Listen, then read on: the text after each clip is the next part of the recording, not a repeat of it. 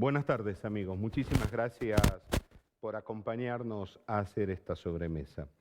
Después de todo lo que comentamos en la jornada de ayer, de este proceso de reforma constitucional que pretende encarar Gerardo Morales, infinidad de mensajes nos llegaron y hemos consultado con muchas fuentes, tanto del oficialismo como de, pongo entre comillas, oposición, porque cuando digo oposición me refiero al PJ. Y hay más allá de algunos bemoles menores, lo que sí hay una absoluta coincidencia es que el proceso de reforma constitucional en la provincia están absolutamente en marcha. Es más, algunos, fuentes muy ligadas a Gerardo Morales, se atreven a decir inclusive de que están establecidos hasta los tiempos que van a llevar adelante esta reforma. Ahora entienden de que es necesario, para que esto llegue a buen puerto, organizar, y esto lo pongo muy entre comillas, una suerte de operativo clamor. ¿Qué quiere decir esto? Que el gobierno va a apelar a la militancia rentada, a los 80.000, y esto también lo pongo en comillas porque voy a parafrasear a los tilingos del gobierno, planeros que tiene Gerardo Morales. Aparentemente la intención es empezar, por ejemplo, con pasacalles, algunas pintadas callejeras, inclusive algunos se atreven a jugar un poquito más a fondo y hablan de la necesidad de organizar una suerte de marcha popular que vaya hasta la puerta de la Casa de Gobierno a pedirle por favor a Morales que se quede para siempre en la gobernación. Operativo clamor. Para organizar esta marcha el gobierno no va a tener demasiados problemas. Ya vimos cuando Morales organizó una marcha en defensa propia, donde llevó todo lo que es la planta política, los planes del gobierno, la militancia rentada, generó un caos en el centro, han hecho un acto en Plaza Belgrano, eso sí, sin ningún acta de contravención. Así que esto va caminando. Recordemos que la intención es el mes que viene, abril, presentar el proyecto de ley en la legislatura, que seguramente va a demorar 10, 15 minutos en ser aprobado, y a partir de ahí sale la convocatoria. ¿Qué va a pasar con el Partido Justicialista? Hay un todo en acuerdo. Ya Rivarola y Morales están absolutamente de acuerdo, o Rivarola está de acuerdo en que Morales se quede para siempre. Así que ahí tampoco van a haber demasiados problemas. Uno dice, bueno, los sectores gremiales, ¿qué van a decir? Hay gremios que conocemos que van a salir a decir, reformemos la Constitución, pero no únicamente la reelección de Gerardo Morales. Reformemos la Constitución para que haya un Consejo Económico Social, para que haya un Consejo de la Magistratura en serio, o bien van a aparecer otros sectores con alguna mentalidad un poco más moderna y va a decir la Constitución lo que tiene que hacer es limitar el poder, poner límites al poder. En realidad esta reforma lo que apunta es darle más poder al poder. Pero hay gremios que obviamente van a decir que sí, van a aplaudir y van a levantar la mano, qué sé yo, UPCN, por ejemplo, en la propia Casa de Gobierno hablan de que están en un todo de acuerdo. Esto es lo que está pasando por el lado del oficialismo, y digo oficialismo más Partido Justicialista. Pero mañana se va a producir en la provincia otro hecho político, se va a lanzar el famoso A23. El A23 es el espacio dentro del Frente de Todos que promueve la reelección de Alberto Fernández. ¿Qué es lo que se comenta por estas horas en los lugares donde se conversa de política? Que van a venir referentes de todo el norte argentino. Esto tiene que ver con lo que alguna vez hizo Jorge Milton Capitanich hace algunos meses atrás, que relanzó la idea del Norte Grande. Recordemos que el Norte Grande fue lanzado por primera vez en el Cabildo Histórico de la ciudad de Salta en 1985. Del 85 hasta la fecha no pasó absolutamente nada con la historia del Norte Grande. El Norte Grande son de movida 10 millones de habitantes y 30 senadores nacionales. Y sin embargo, con esta potencia nunca se pudo cambiar y torcer la historia, de que el norte argentino deje de ser periférico y marginal de las decisiones nacionales. ¿Por qué remarco dónde está la agenda del gobierno? Hoy todos fuimos testigos de cómo quedó la provincia después de la tormenta de ayer. Y hablo de tormenta, después no me digan que fue un tornado, no, fue una tormenta fuerte. Calles anegadas, barrios, por ejemplo en la ciudad capital, que quedaron totalmente aislados. Las personas no pueden ni entrar ni salir. Ojo, y no solamente estoy hablando de aquellos barrios donde viven sectores más vulnerables. Vamos abajo la Viña, donde hay un sector económicamente social un poco mejor acomodado, total y absolutamente anegado. ¿Qué es lo que deja esta tormenta una vez más al desnudo? La falta de obras de infraestructura, obras que en la provincia no se hacen, en la ciudad no se hacen, agregando que la ciudad tiene la moda esta de que los vecinos compren el material y la ciudad ponga la mano de obra. Y digo yo, ¿y los impuestos que paga la gente, que son muchos, dónde van? La verdad que no lo sabemos. Ayer finalmente me dicen que promediando la 1 de la mañana, las 7 personas que habían sido detenidas de manera absolutamente arbitraria, recordemos que desde ese día la pregunta era ¿por qué estas personas están presas? Y nadie sabía dar razón de ello, quedaron en libertad. Sin embargo, el tema tiene ribetes nacionales, lo ocurrido en el Congreso. La marcha en la provincia de Jujuy fue absolutamente multitudinaria. Obviamente que del gobierno intentan ponerle un rótulo ideológico a esta marcha, tanto la que se fue para pedir la libertad de estas personas, como la mega marcha que generó que estas personas estén detenidas. Sin embargo, acá forma parte del extravío natural del gobierno, que no se da cuenta que el hambre no tiene ni ideología ni signo político. De esto vamos a conversar hoy porque nos va a acompañar el dirigente del Polo Obrero Tendencia, me refiero al señor Iñaki Aldazoro. 30 segundos y estamos con él.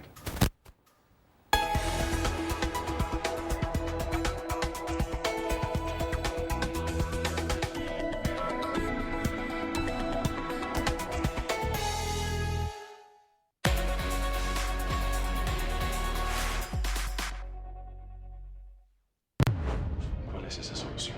Pida la mano de Esthercita y cásese con ella. Pero la pasión se apoderó de sus vidas. ¡Bruto! ¡Insoportable! Y usted es una gritona presumida. Y juntos tendrán que enfrentar una fuerte tormenta. ¡Marina! ¿Tú te quedas con ella? Y tú con él. De eso me encargo yo.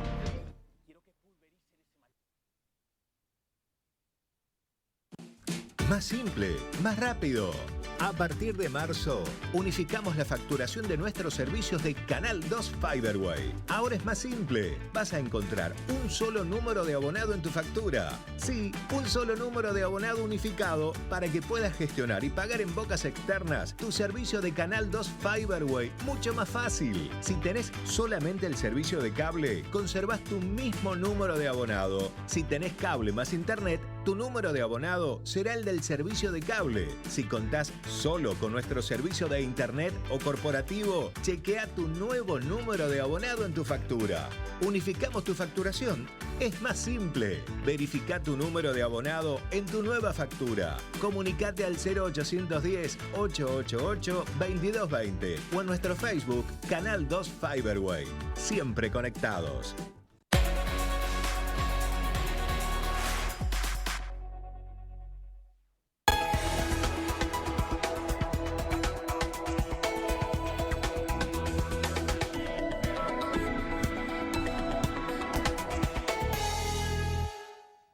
Lo habíamos anunciado. Iñaki Aldazoro, muchísimas gracias por venir. No, muchísimas gracias por la invitación. Iñaki, ¿por qué estuvieron prestas estas 7 personas? Mira, en primer lugar... Y acá trato de hacer una pregunta desde el punto de vista legal. O sea, cuando alguien está preso, alguien dice, está preso por cometer tal delito.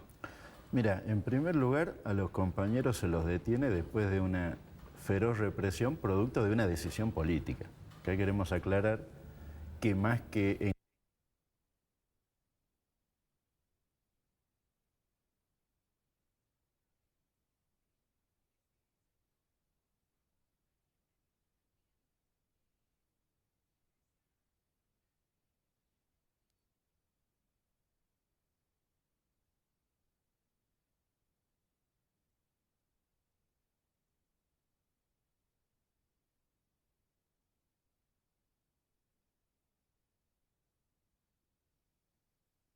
Recuperamos por lo menos.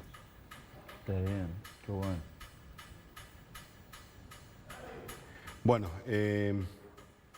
vamos a ver si podemos recuperar el monitor. Justo cuando estaba haciendo el editorial se escuchaban truenos muy fuertes. Iñaki, me decía usted que hubo una decisión política de reprimir la protesta.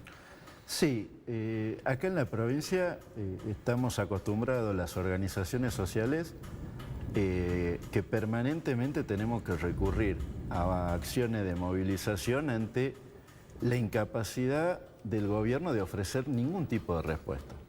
Desde ya la movilización es el último recurso que tienen las organizaciones para reclamar por lo menos la atención de los reclamos más elementales. En este caso, la provisión de alimentos para sostener comedores y merenderos, que desde ya la responsabilidad política del aumento de la miseria no es de las organizaciones, sino que son de los gobernantes. En diciembre, cuando usted estuvo también acompañándonos en esta mesa, nos dijo, en Jujuy hay hambre. Totalmente. En Jujuy hay hambre. En Jujuy más de la mitad de la población está por debajo de la línea de la pobreza. Y hoy tenemos compañeros en los comedores y en los merenderos que aún teniendo trabajo no llegan a satisfacer la alimentación de la familia y tienen que recurrir al comedor o al merendero, aún los compañeros que tienen trabajo. Imagínense ustedes los que hacen changa, los que tienen un trabajo informal o los que no consiguen nada. Entonces acá hay un cuadro muy delicado que el gobierno no da ningún tipo de respuesta. Desde el punto de vista de generar las condiciones de una reactivación económica para poder absorber a un sector de trabajadores desocupados o que están en la informalidad, para poder tener un salario que les permita cubrir las necesidades alimentarias, y tampoco por el otro lado con el sostenimiento de mercadería para sostener comedores y merenderos. Mire, esta mañana hablábamos con el señor Copelo, ¿sí? En Radio 2. Y si bien es cierto, él se identifica ideológicamente como marxista y demás, dijo algo que es muy cierto. Dice, pero atención, que en esa marcha, dice, no todos eran marxistas. Dice, son personas que tienen hambre, por eso salieron a la calle. Sí, acá hay un intento de demonizar a personas que comulgan con otra ideología política, pero acá hay un reclamo concreto de personas que no tienen, para llegar a fin de mes, que no tienen trabajo y que se movilizan para reclamar al poder político, que desde ya es el responsable de la situación más general, de esta situación de pobreza, de miseria, los recursos, por lo menos para poder paliar este cuadro de miseria. Y el gobierno ha ofrecido, digamos, una salida de tipo represiva, que es una decisión política porque no fue un hecho aislado, sino que hubo represión en distintos puntos de la provincia, o sea que ha habido una decisión política de reprimir, y ha habido una decisión política de mantener a los compañeros detenidos casi una semana, en el sentido de tratar de buscar un amedrentamiento al cuadro más general. Ahora, ¿va a lograr usted, que tiene contacto directo con la gente de merenderos, de comedores, ha amedrentado a las personas estas detenciones? ¿Ha logrado Morales su objetivo? No, desde ya que no, porque acá hay un cuadro objetivo. Los dirigentes, los referentes que vamos a los barrios, que hacemos este trabajo de sostenimiento de comedores y merenderos, vemos que cada vez hay un aumento de personas que se acercan frente a un cuadro de necesidad. Entonces una política de tipo represivo, de amedrentar estas situaciones, es como intentar tapar el sol con el dedo. Acá va a haber un cuadro, digamos, si no se cambia el rumbo, va a haber un cuadro de mayor movilización y reclamo frente a un empantanamiento de las condiciones de vida más general. Claro, pero usted ve dónde está la agenda del gobierno. La agenda del gobierno está en reformar la Constitución. Morales necesita ir a sentarse a la mesa nacional siendo gobernador de Jujuy y están en esa. Sí, la agenda del gobierno pasa por cómo mantiene, entre comillas, el poder, pero también es consciente el gobierno, por ejemplo, que bajo o a la luz de este acuerdo con el Fondo Monetario Internacional, la posibilidad de disponer recursos para contener la situación se va a hacer más exigua. Y en ese sentido va a haber una presión más grande porque todo el mundo sabe, en la provincia tenés paritarias por debajo de la media nacional y aún la media nacional no alcanza a cubrir la inflación. Está estipulado el retiro de subsidios para las tarifas y va a haber tarifazos. Hay un anuncio de recorte de la política social, de los gastos sociales, y eso va a significar menos recursos para contener un cuadro de miseria que aumenta.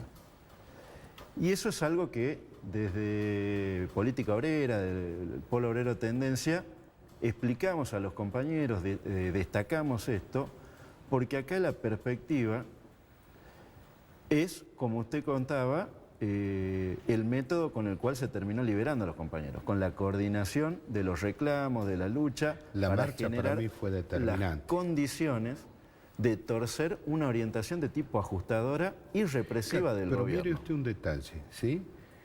Fueron la gente de las organizaciones, tocaron la puerta del gobierno y exigieron ser atendidos por alguien, ¿sí? Después de esa audiencia se ordena la libertad de las personas. O sea, el gobierno no tiene nada que ver con la justicia, digamos. Es semejante ironía. Pero resulta ser que 24 horas antes estaba Pietragala en Jujuy, secretario de Derechos Humanos de la Nación, y su paso pasó sin pena ni gloria. Sí, desde ya la lucha, nosotros somos partidarios de que la lucha contra los atropellos, por la defensa de las libertades democráticas, tiene que ser una lucha impulsada por las organizaciones independientes del Estado, porque después hay toda una serie de relaciones, si bien después finalmente el secretario Pietragala accedió a tener una reunión con alguna de las organizaciones, lo hizo 48 horas después de los hechos. No, y 48 horas después de haber llegado a Jujuy. Y 48 horas después de haber llegado a Jujuy, producto posiblemente o probablemente de esta relación que hay entre el gobierno nacional y el gobierno provincial, en el cual cada uno hace su juego, digamos, de tipo mediático, pero después nadie se cuenta las costillas, como se dice popularmente. Esto quiere ni decir, uno ni otro. Esto quiere decir que Morales es un socio tributario del gobierno nacional. Totalmente. Posiblemente sea uno de los sectores políticos con mayor posibilidad de concretar acuerdos dentro de todo el espacio del gobierno nacional y supuestamente o formalmente es un gobernador que viene del otro palo. Formalmente. Político. Formalmente. Lo que demuestra que acá para conseguir una verdadera y efectiva lucha contra estos atropellos no nos lo va a dar ni un gobierno provincial que se empeña en reprimir los reclamos más elementales, ni un gobierno nacional que tiene alguna pica de tipo mediática con la provincia, pero que después se sientan a acordar, bueno, toda una serie de, una hoja de ruta y una serie de iniciativas que no solo el acuerdo con el Fondo Monetario Internacional, está involucrada la justicia, están involucradas decisiones políticas, recursos Ilimitados. muy importantes para uso discrecional, no para cubrir las efectivas necesidades del pueblo. ¿Usted cree que este 2022 también va a ser un año de movilización permanente en la sociedad? Bueno, la perspectiva indica eso. La perspectiva más general indica eso. La nueva reformulación del presupuesto nacional ya ha llevado la estimación de la inflación a casi el 50%, cuando siempre en la formalidad de los papeles es menor a la real. Entonces vamos a tener un año con una fuerte inflación, con la incapacidad del gobierno de controlar el precio, particularmente la canasta alimentaria, que es lo que más incide, digamos, en el ingreso de los sectores populares, los sectores más bajos, bueno, tarifazos, no hay una perspectiva de una reactivación económica que pueda absorber a trabajadores desocupados. Pero está Cauchari. Sí, pero Cauchari no ha generado una reactivación económica directa en el sentido de una cantidad de puestos de trabajo y ni siquiera indirecta porque la renta de Cauchari está puesta como una transferencia de recursos al sistema financiero porque es garantía de otros créditos que ha tomado la provincia. ¿Cuánto llegó a los sectores más vulnerables, aquellas personas que necesitan un puesto de trabajo, esta famosa transformación de la matriz productiva? Bueno, desde ya... Que es uno de los caballitos de batalla, ¿no? Desde ya ha aumentado, si se toman los índices, ha aumentado la precariedad y digamos, no se han mejorado los niveles sociales con este famoso cambio de matriz productiva. Por esto que yo le decía, porque el cambio de matriz no ha generado una creación numerosa de puestos de trabajo genuinos directamente, ni tampoco indirecta porque la renta de Cauchari termina siendo, digamos, la garantía de créditos que ha tomado a nombre de Cauchari, de un sobreprecio en lo que fue la obra, ahora la reestructuración de los bonos verdes. Entonces toda la renta que genera Cauchari, en vez de poder utilizarla para un plan de obras públicas para prevenir, por ejemplo, las inundaciones que tuvimos en la provincia hoy, están utilizadas como un fondo de garantía y en ese sentido funciona como una transferencia directa al sector financiero internacional, ni siquiera se queda en el país. El crédito educativo está atado, digamos, a lo que produce Cauchari y otros créditos menores están atados a la producción de Cauchari, entonces digamos, no hay una renta que permita la creación de puestos de trabajo, la absorción de una masa de trabajadores que hoy no tienen un trabajo estable para poder reactivar la economía y en ese sentido reducir los índices de pobreza en la provincia. Cuando Morales estuvo en el Congreso dando su apoyo a esta iniciativa gubernamental, en su alocución habló de más Cauchari y más préstamos para más Cauchari. Habló del Eximban, habló de bonos verdes, más endeudamiento me refiero. Bueno, la política esa nos está llevando a un cuello de botella muy grave. Más si bajo el desequilibrio económico más general llega a haber una corrida del tipo de cambio, muchísimo más. Estos son créditos en dólares, se produce, si bien formalmente es en dólares, se produce en una provincia y en un país que está especificado y que después finalmente la producción frente a un cuadro de una corrida de tipo cambiaria no va a poder ni siquiera cumplir con los compromisos que ha accedido. Claro. Y la perspectiva de salida, como usted ve, no pasa por estos mega emprendimientos y este mega endeudamiento provincial. ¿Qué opina usted de este proceso de reforma constitucional? Bueno, desde ya está hecho, en caso de que se presente y de que se vote, con la única función de generar, digamos, el atornillamiento del gobierno provincial en el sillón de la gobernación, acá en la Casa de Gobierno. Desde ya hay una crisis política muy grande en la oposición tradicional, que usted bien decía, al punto de que habilita este tipo de maniobras, pero es una crisis más general de la Argentina porque es una crisis del régimen político. Fíjese lo que ha pasado en Buenos Aires, que tuvieron que reinterpretar la ley que prohibía la reelección de los intendentes, porque acá hay un cuadro de régimen y ahí estuvieron de acuerdo peronistas y radicales. Peronistas y radicales que habían votado la ley de que no se podían reelegir los intendentes, ahora reinterpretaron la ley, porque acá lo que hay de fondo es un cuadro fenomenal de crisis del régimen político, que no saben para dónde va a disparar y frente a la incertidumbre lo que buscan es atornillarse en el asiento. Porque acá...